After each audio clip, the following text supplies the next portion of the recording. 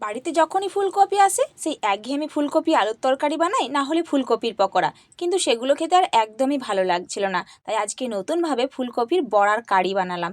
এটা এতটা টেস্টি হয়েছিল খেতে যে এক থালা গরম গরম ভাত একদম নিমেষে শেষ করে ফেললাম। তো চলুন বেশি কথা না বাড়িয়ে রেসিপিটা শুরু করি। তো আজকে বড়ার কারি বানানোর জন্য অর্ধেকটা ফুলকপি নিয়েছি আর ছোট্ট ছোট টুকরো করে কেটে নিয়েছি। আর এরপর এগুলোকে লবণ জলে 5 মিনিট ভিজিয়ে রেখেছিলাম। এগুলোকে মিক্সিতে খুব ভালো করে ব্লেন্ড করব, তাই যতটা সম্ভব ছোট করার চেষ্টা করবেন। এরপর একটা মিক্সি জারের মধ্যে পুরো ফুলকপিটা নিয়ে নিলাম।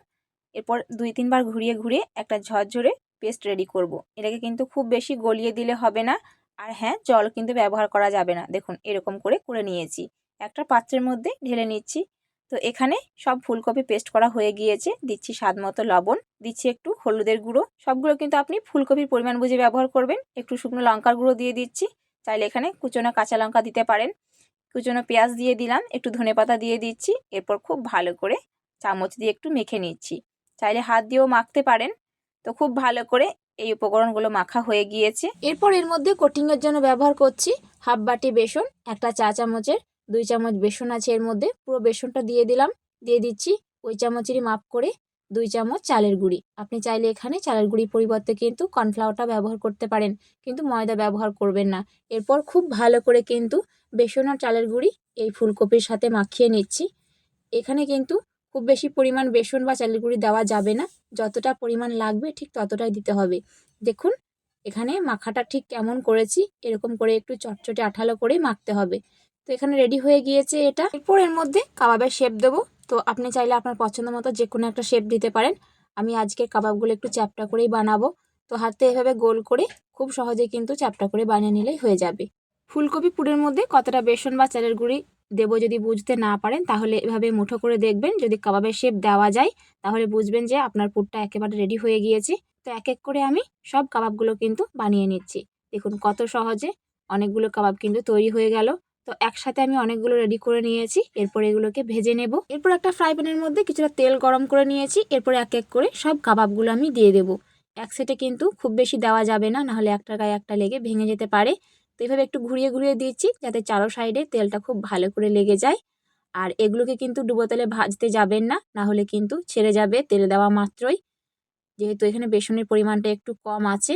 তো একটা পিঠ ব্রাউন কালার চলে আসলে উল্টে পাল্টে আরও একটা পিঠ আমি খুব ভালো করে ব্রাউন ক্রিস্পি করে কিন্তু ভেজে নিচ্ছি। কাবাবগুলো ভাজার সময় আঁচটা একদম হালকা রাখবেন, না হলে উপর থেকে পুড়ে যাবে, তলায় কাঁচা থেকে যাবে। তো দেখুন একটা ভাজা হয়ে গিয়েছে, কতটা লোভনীয় লাগছে দেখতে। তো এক এক করে আমি সমস্ত কাবাবগুলো ভেজে নেব। আর এদিকে একটা বাটা মশলা রেডি করব রান্নার জন্য। ওদিকে কাবাবটা হতে থাক। এখানে আদা রসুন বাটা আছে 1 চামচ মতো, দিয়ে দিলাম ধনে গুঁড়ো, একটু জিরের গুঁড়ো, একটু হলুদের গুঁড়ো, আর একটু শুকনো লঙ্কার গুঁড়ো, আর একটু দিচ্ছি কাশ্মীরি লঙ্কার গুঁড়ো। ব্যাস, বেসিক মশলা, আর কিছু লাগবে না। এরপর একটু জল দিয়ে খুব ভালো করে কিন্তু মিশিয়ে নিলাম। এরকম একটা পেস্ট রেডি করে রান্না করলে কিন্তু খেতে বেশ ভালো লাগে, গুঁড়ো মশলা রান্না। তো কাবাব ওদিকে রেডি হয়ে গিয়েছে সবগুলো। এদিকে কড়াইয়ের মধ্যে কিছুটা সরষের তেল গরম করে একটু গোটা জিরে ফোড়ন দিয়ে দিলাম। যেটা হালকা একটু ভেজে নিলাম 1 সেকেন্ড মতো। তারপর এর মধ্যে যে বাটা মশলাটা করে রেখেছিলাম সেটা পুরোটা এর মধ্যে দিয়ে দিচ্ছি। সাথে একটু বাটি ধোয়া জলটাও দিয়ে দিলাম যাতে মশলাটা পুড়ে না যায়। এরপর হালকা আঁচে খুব ভালো করে নাড়াচাড়া করে মশলাকে কষিয়ে নেবো, যতক্ষণ না মশলাটা খুব ভালো করে কষানো হচ্ছে এবং তেল ছেড়ে আসছে। দেখুন তেলটা খুব ভালো করে ছেড়ে এসছে, একদম ভেসে উঠেছে। মশলা কিন্তু খুব ভালো করে কষানো হয়ে গিয়েছে। এরপর এর মধ্যে দিয়ে দিচ্ছি পেঁয়াজ বাটা। একটা মাঝারি সাইজের পেঁয়াজ খুব ভালো করে বেটে নিয়েছি। দিচ্ছি টমেটো বাটা। এটা কিন্তু অবশ্যই সবগুলো পরিমাণ বুঝে ব্যবহার করবেন। টমেটো পেঁয়াজ দেওয়ার পরে খুব ভালো করে এটাকেও মশলার সাথে কষিয়ে নেব। 2 মিনিট কষানোর পরে দেখবেন ওপর থেকে তেলটা আবার ভেসে উঠেছে, তখন বুঝবেন যে খুব ভালো করে কিন্তু মশলা কষানো হয়ে গিয়েছে। দেখুন মশলা কষিয়ে এরকম শুকনো করে নিয়েছি। আর কিন্তু বেশিক্ষণ কষানো যাবে না, না হলে মশলা একেবারে পুড়ে যাবে। দেখুন কালারটা কতটা সুন্দর এসেছে। একটু কাশ্মীরি লঙ্কা ব্যবহার করার জন্য বেশ সুন্দর হয়েছে। এরপর দিয়ে দিচ্ছি কিছুটা জল। আজকে রান্নাটা অনেকটা গ্রেভিযুক্ত হবে, তাই বেশি জল দিলাম না।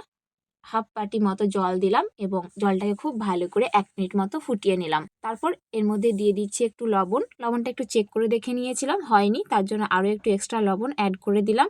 খুব ভালো করে মিশিয়ে নেওয়ার পরে দেখুন এই কাবাবগুলো আমি রেডি করে নিয়েছি সবগুলো। এগুলো কিন্তু আপনি গরম ভাতের সাথে ডাল ভাত, ঝুরি আলু ভাজা আর এই কাবাবটা খেতে পারেন, দারুণ লাগে। ঝোলটা 1 মিনিট ফোটানো হয়ে গিয়েছে। এরপর এক এক করে কাবাবগুলো আমি দিয়ে দিচ্ছি। একসাথে সবগুলো ঢেলে দেবো না, না হলে কিন্তু গলে যেতে পারে। আর কাবাবগুলো দেওয়ার পরে হালকা একটু নাড়াচাড়া করে এটাকে ঢাকনা দিয়ে ঢেকে মাঝারি আঁচে 5 মিনিট খুব ভালো করে ফুটিয়ে নেব। এর মধ্যে খুব ভালো করে কিন্তু রান্না হয়ে যাবে। শেষে একটু ধনেপাতা কুচি দিয়ে নামিয়ে নিচ্ছি। চাইলে শেষে একটু ঘিও ব্যবহার করতে পারেন। এরপর এটাকে দমে রেখে দেব 2 মিনিট মতো। এতে কিন্তু খুব ভালো করে নিজের মতো রান্না হয়ে যাবে। দেখুন খুব সহজে বানিয়ে ফেললাম কাবাব কারি। এটা যে খেতে কতটা টেস্টি হয় আপনি নিজে না বানালে হয়তো এর রান্নার স্বাদ বুঝতেই পারবেন না। দারুণ মজার হয়। গরম গরম ভাতের পাশে এরকম ইউনিক একটা রেসিপি থাকলে পুরো ভাত একদম নিমেষে খেয়ে ফেলবেন। তো বন্ধুরা, রোজ রোজ ফুলকপির একঘেয়েমি তরকারি না বানিয়ে কখনো কখনো নতুনভাবে এরকম কাবাব কারি বানিয়ে দেখবেন। দুর্দান্ত হয় খেতে। আল্লাহ হাফেজ।